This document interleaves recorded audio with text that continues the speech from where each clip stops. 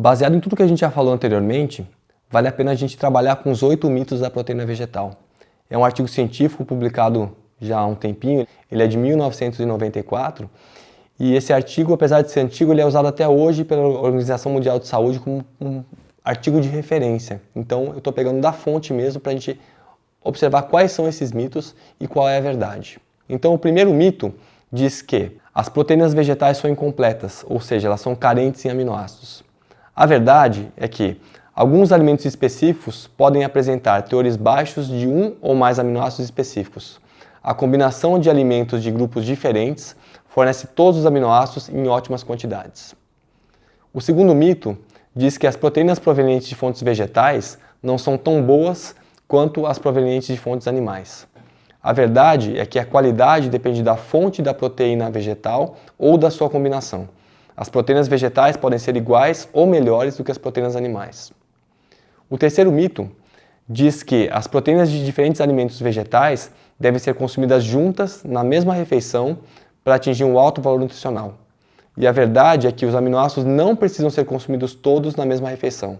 A importância está em consumi-los ao longo do dia. O quarto mito diz que os métodos baseados em animais para determinar os valores e necessidades nutricionais de proteína são adequados para os seres humanos. A verdade é que esses métodos costumam subestimar a qualidade nutricional das proteínas vegetais, já que a necessidade de proteínas e a velocidade de utilização delas é muito diferente entre os animais e os seres humanos. O quinto mito diz que as proteínas vegetais não são bem digeridas. E a verdade é que a digestibilidade pode variar de acordo com a fonte e o preparo da proteína vegetal. A digestibilidade da proteína vegetal pode ser tão alta quanto animal para alguns alimentos. O outro mito é que a proteína vegetal não é suficiente sem a carne, o ovo ou os derivados do leite para oferecer as necessidades humanas de aminoácidos. A verdade é que a ingestão dos aminoácidos essenciais pode ser atingida utilizando-se apenas as proteínas vegetais ou uma combinação delas com as animais, como os ovos, leite e queijo.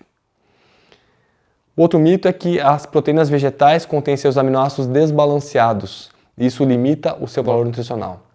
A verdade é que não há nenhuma evidência de que esse balanço seja importante. O que importa é que todos os aminoácidos atinjam o seu valor de ingestão recomendado ao longo do dia. Isso é interessante porque o nosso organismo ele tem uma quantidade de aminoácidos livres, a gente chama isso de pool de aminoácidos. São cerca de 120 gramas de aminoácidos circulando no nosso corpo, então se você faz uma refeição com uma ingestão mais baixa de algum aminoácido, você usa dessa sua reserva, desse pool circulante, esse aminoácido para manter a síntese proteica. Então a gente consegue manter tudo isso, então o que importa é que nas 24 horas você tem uma ingestão de todos os aminoácidos para compensar os gastos que você teve no dia a dia. E o último mito é que existem alguns aminoácidos na carne que não podem ser encontrados em nenhum alimento do reino vegetal. E a verdade é que todos os aminoácidos essenciais são encontrados em abundância no reino vegetal. Então é mito que falta um aminoácido no reino vegetal.